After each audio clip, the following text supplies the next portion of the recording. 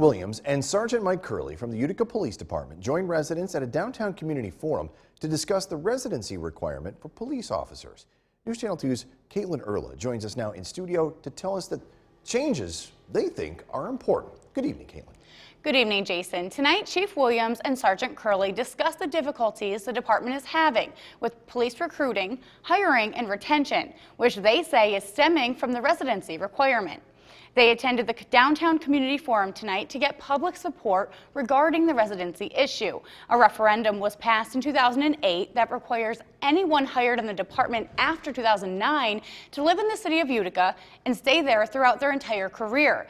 Chief Williams says in the past 5 years, the department has lost more officers as a result of resignations as opposed to retirements, which is unusual. He says the #1 reason is the residency requirement. When it comes to police recruitment, hiring and retention, it's severely impacting our ability to stay fully staffed, and then it becomes a public safety issue. Overall, what I'm looking for is the most qualified candidate, regardless where they're coming from. And I think if someone's a victim of a crime or is in a crisis and need the help of a police officer, I don't think they're going to care where that officer comes from or where he lives.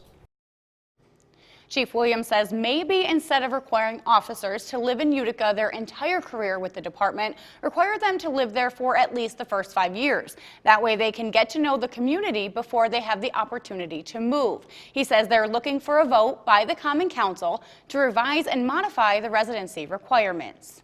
Moving forward, he says he plans on attending community meetings like this one to discuss this issue. Jason, back to you. Caitlin, thank you. Also tonight,